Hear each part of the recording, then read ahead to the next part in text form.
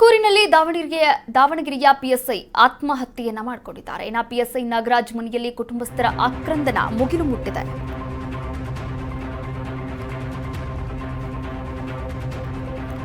ತುಮಕೂರಿನಲ್ಲಿ ದಾವಣಗೆರೆ ಪಿಎಸ್ಐ ಆತ್ಮಹತ್ಯೆಯನ್ನ ಮಾಡಿಕೊಂಡಿದ್ದಾರೆ. ದಾವಣಗೆರೆಯ ಕೆಟಿಜೆ ನಗರದ ವಸತಿ ಗೃಹದಲ್ಲಿ ಕುಟುಂಬಸ್ಥರ ಆಕ್ರಂದನ ಮುಗಿಲು ಮುಟ್ಟಿದೆ. ಜುಲೈ 1ರಂದು ಮೊಬೈಲ್ ಸ್ವಿಚ್ ಆಫ್ ಮಾಡಿ ಪಿಎಸ್ಐ ನಾಗರಾಜ್ ತೆರಳಿದ್ದು, ಕುಟುಂಬಸ್ಥರು ಹುಡುಕಾಟವನ್ನ ಕೂಡ ನಡೆಸಿದ್ರು. ಜುಲೈ 2ರಂದು ಕೆಟಿಜೆ ನಗರ ಠಾಣೆಗೆ ನಾಪತ್ತೆ ಬಗ್ಗೆ ದೂರನ್ನ ಕೂಡ ನೀಡಲಾಗಿತ್ತು. ನಾಗರಾಜ್ ಆತ್ಮಹತ್ಯೆಯಿಂದ ಇಡೀ ಕುಟುಂಬ ಕಂಗಾಲಾಗಿ ಹೋಗಿದೆ.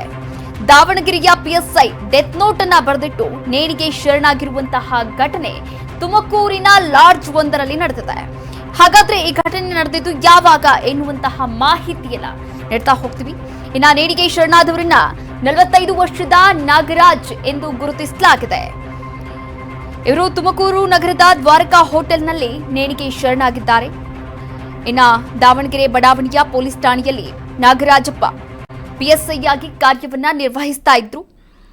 ಆತ್ಮಹತ್ಯೆಗೆ ನಿಖರವಾದಂತಹ ಕಾರಣ ಇನ್ನೂ ಏನು ಅಂತ ತಿಳಿದು ಬಂದಿಲ್ಲ. ಆದರೆ ಡೆತ್ ನೋಟ್ ಪತ್ತೆಯಾಗಿದೆ. ಜುಲೈ 1ನೇ ತಾರೀಕಿನಂದು ದ್ವಾರಕಾ ಹೋಟೆಲ್ ಲಾಡ್ಜ್ನಲ್ಲಿ ರೂಮ್ ಬುಕ್ ಮಾಡಿದ್ರು.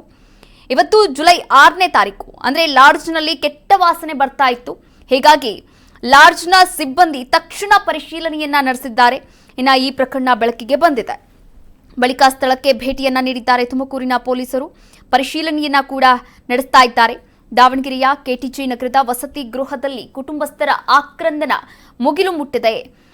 ಆತ್ಮಹತ್ಯೆಗೆ ನಿಖರವಾದಂತಹ ಕಾರಣ ಇನ್ನೂ ಕೂಡ ತಿಳಿದು ಬಂದಿಲ್ಲ. ಆದರೆ ಡೆತ್ ನೋಟ್ ಪತ್ತೆಯಾಗಿದೆ. ಡೆತ್ ನೋಟ್ನಲ್ಲಿ ಏನೆಲ್ಲ ಉಲ್ಲೇಖ ಮಾಡಿದ್ದಾರೆ, ಇದು ಕುಟುಂಬಕ್ಕೆ ಸಂಬಂಧಪಟ್ಟಂತಹ ಸಮಸ್ಯೆಯಿಂದ ಏನಾದರೂ ಬಳಲ್ತಾ ಇದ್ರಾ ಅಥವಾ ಅಧಿಕಾರದಲ್ಲಿ ಏನಾದರೂ ಅಂದರೆ ಕೆಲಸದಲ್ಲಿ ಏನಾದರೂ ಒತ್ತಾಯ ಇತ್ತ, ಒತ್ತಡಗಳಿತ್ತ ಎನ್ನುವ ಬಗ್ಗೆ ಇನ್ನಷ್ಟೇ ಮಾಹಿತಿಗಳು ದೊರಕಬೇಕಾಗಿರುವಂಥದ್ದು. ಜುಲೈ 1ನೇ ತಾರೀಕು ಮೊಬೈಲ್ ಸ್ವಿಚ್ ಆಫ್ ಮಾಡಿದ್ರು. ಮೊಬೈಲ್ ಸ್ವಿಚ್ ಆಫ್ ಮಾಡಿ ಪಿಎಸ್ಐ ತೆರಳಿದ್ರು, ನಾಪತ್ತೆಯಾಗಿದ್ರು.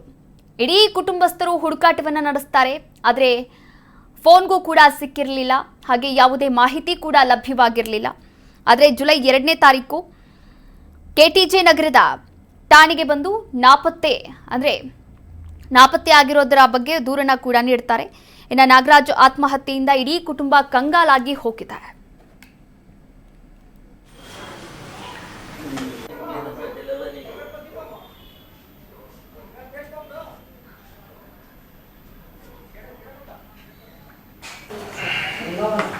ಮಿಸ್ಸಿಂಗ್ ಕಂಪ್ಲೇಂಟ್ ಅದೇ ಈ ತರ ಇಲ್ಲ ಪ್ರಾಬ್ಲಮ್ ಆಗಿದೆ. ಅದೇ ಯಾವಾಗ ಕೊಟ್ಟಿದ್ರಿ?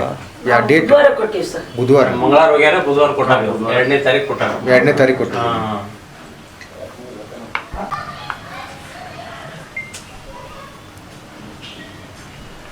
ಆಗಿದ್ರು ಈ ಪ್ರಮೋಷನ್ ಆಗಿ ಪಿಎಸ್ಐ ಆಗಿದ್ರು ಪ್ರಮೋಷನ್ ಆಗಿ ಮುಂಚೆ ಟ್ರಾಫಿಕ್ ಆಗಿತ್ತು. ಟ್ರಾಫಿಕ್ ಆಗಿತ್ತು. ಹೌದಾ? ಸಂಬಂಧಿಕರು ರಿಲೇಟಿವ್ ಇಲ್ಲೇ ಒಟ್ಟಿನಲ್ಲಿ